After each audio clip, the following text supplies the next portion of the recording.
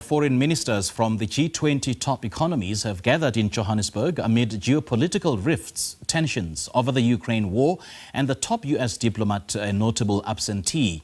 President Cyril Ramaphosa told G20 foreign ministers that multilateralism and international law are key to solving world crises, while sounding an alarm about the group's deepening divisions. He said he believes that South Africa and the United States could still work together and find solutions to their differences. South Africa, like many African nations, is integrated into global trade networks, making it susceptible to external economic pressures. Tariffs from a major economy like the United States could harm South Africa's exports, especially in industries like agriculture, manufacturing and mining. And the risk now is whether South Africa would adjust or abandon its policies to avoid economic consequences, which could be seen as a compromise of sovereignty. Now, joining us virtually to discuss the potential erosion of such sovereignty in Africa is Mbasa Mvenene, Senior Lecturer at the Walter Sisulu University. Mr. Mvenene, very good morning to you. Thanks for joining us. Welcome to Morning Live. Good morning to you, sir, and thanks for having me. Well, it's an absolute pleasure. Now, sovereignty is, I would say, a very important facet of any country's administration, because it simply means that a state or governing body perhaps has the ultimate authority and power within its own territory. Now, to what extent do economic sanctions or tariff threats undermine a country's sovereignty?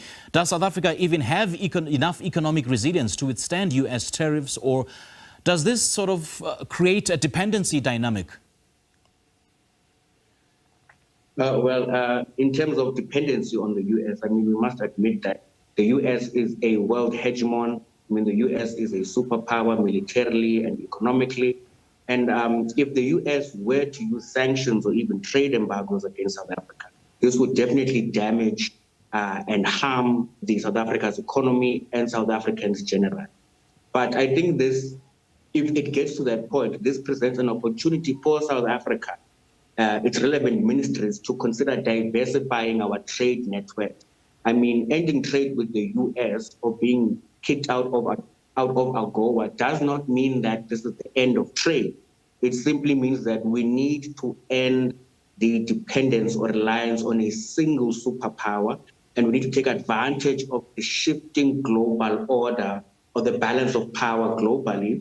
And we need to, for instance, look at what is our value in terms of geopolitics, and what diplomatic influence do we have, and how can we use that to our advantage, given that the US's power and influence in world politics is gradually waning or gradually declining. And having said that, could the imposition of harsh tariffs then set a precedent where powerful economies dictate on African domestic policies through economic coercion? Well, definitely, I believe that the US is using or is weaponizing tariffs, and not only in South Africa, but I believe that for all of its so-called enemies or its foes, it is using threat of tariffs, and mainly against countries that are involved in BRICS. But here's the key point that we should always consider in terms of the Trump administration's strategy of using tariffs in this manner, that all countries that are affected at some point will reach a consensus, and they will trade around the USA and find ways of trading without reliance or dependence on the USA. And in the long term, the USA might find that they'll find themselves isolated. And this might shift the global balance of power towards the east, towards, for instance, European countries, towards, for instance, China, Russia, India, Iran, and so on and so forth. So this strategy of weaponizing tariffs is not sustainable in the long term, as no country is an island, as we live in a globalized world in our contemporary political reality. And for argument's sake, Mr. Mvenene, if alternative trade partnerships could be considered, it remains a question whether South Africa could mitigate US economic pressure by strengthening ties with other global partners like China, Russia, or the EU. I mean, the BRICS alliance provides sort of a counterweight to the Western economic dominance. Could this push African nations to seek stronger economic alliances with other global powers?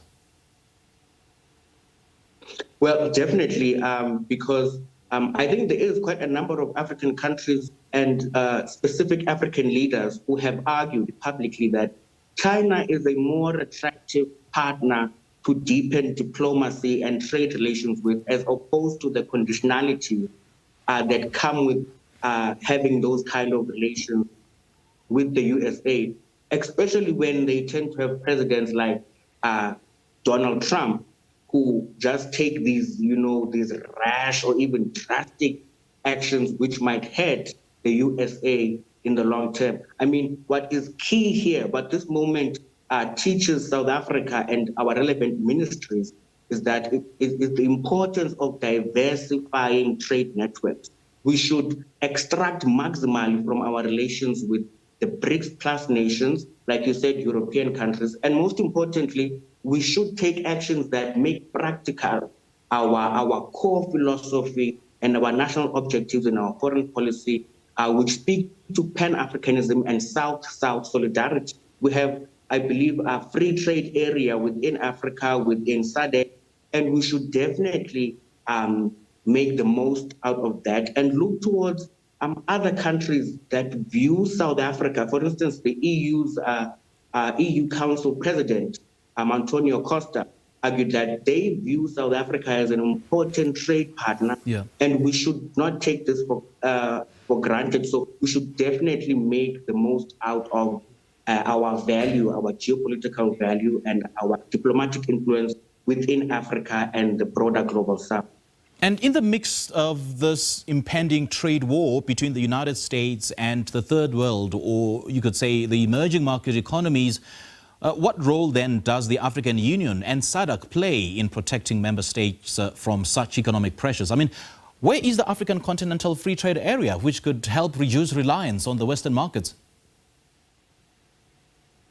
Well, in essence, African countries are sleeping on the African Free Trade Area. They are not really taking, I would say, practical steps to extract maximally from the trade agreement. And I think that's mainly because African economies are more or less the same. They are extractive economies that export minerals or raw materials to other parts of the world. And I think the growing calls domestically and in other parts of the world for actually processing minerals and building a secondary sector as opposed to a very large tertiary sector and a primary sector is something that South Africa should really take faster moves towards implementing. And I mean, let's be realistic, this is global politics. I mean, South Africa or even African countries are not really, superpowers or anywhere close to being superpower states. And at the moment, the standoff is between the global East and the global West. And as the global South, mainly as Africa, who we align with then determines who wins this round of the battle between the East and the West. And we should side with whoever maximizes our national interest and our continental interest. Yes. Mr. Venene, lovely chatting to you. Thank you so much for sharing your insights with us. I mean, as this is an ongoing conversation, we're yet to see how the other African countries will react if South Africa exceeds or, fends off the U.S. threats of harsh tariffs. Well, while Donald Trump's threats could be seen as an attempt to undermine South Africa's sovereignty, they also highlight the reality that economic power influences global politics. And South Africa's response, of course, whether it alters or stands by its land reform policies, will reflect its ability to sort of balance sovereignty with economic pragmatism. So joining us there for this conversation was Mbasa Venene, the senior lecturer at the Walter Sisulu University.